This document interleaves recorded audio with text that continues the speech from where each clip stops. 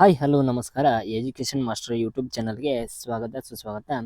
ಇವತ್ತಿನ ತರಗತಿಯೊಳಗೆ ಏನು ನೋಡೋಣ ಅಂದ್ರೆ ಬಿ ಎ ಪಸಮ್ S C P old question paper 2025 ನೋಡ್ರಿ.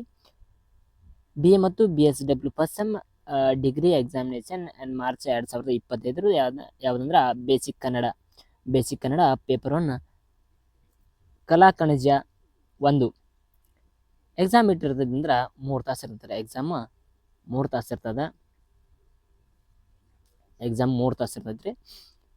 ಗರಿಷ್ಠ ಅಂಕ ಎಷ್ಟ 80 ಅಂಕಗಳು ಇರ್ತಾವ. ಇಲ್ಲಿ ಸೂಚನೆಗಳನ್ನು ನೀಡಿದ್ದಾರೆ. ಏನೇನು ಸೂಚನೆ? ಎಲ್ಲ ಘಟಕಗಳಿಗೂ ಉತ್ತರಿಸಿ. ಭಾಷೆ ಮತ್ತು ಬರಹ ಸುಂದರವಾಗಿರಬೇಕು ಮತ್ತು ಸುದ್ದಿಗೆ ಆದ್ಯತೆಯನ್ನು ನೀಡಬೇಕೆಂಬುದರಿಂದ ಚಿತ್ಕಾಟ್ ಮಾಡಬಾರ್ದು ಅದಕ್ಕೆ ಬಲಕ್ಕೆ ಬರೆದ ಅಕ್ಷರಗಳ ಪ್ರಶ್ನೆಗಳ ಪೂರ್ಣ ಅಂಕಗಳು ಅಂತ ಹಾಕ್ಯಾರ.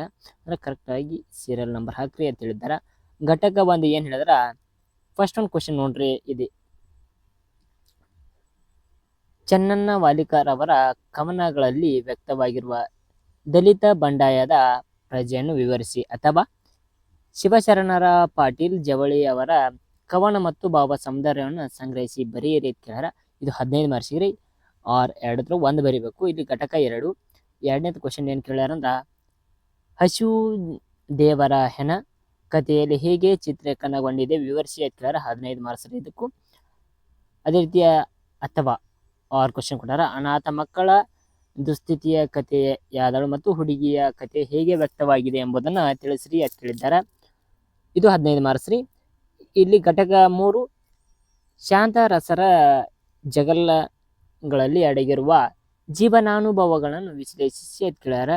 ಮತ್ತು ಅಥವಾ ಏನು ನೀಡಿದಾರ, ಕಾಶಿನಾಥ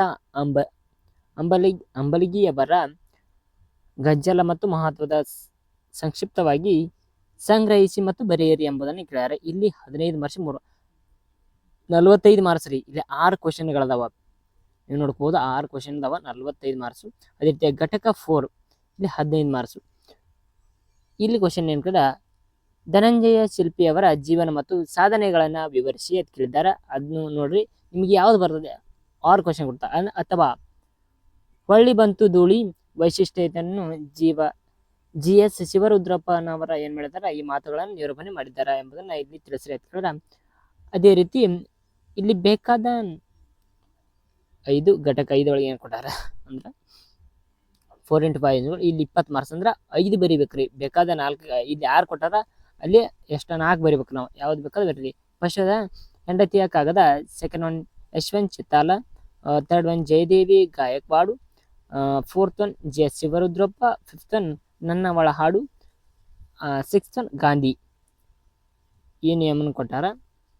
ಅದೇ ರೀತಿ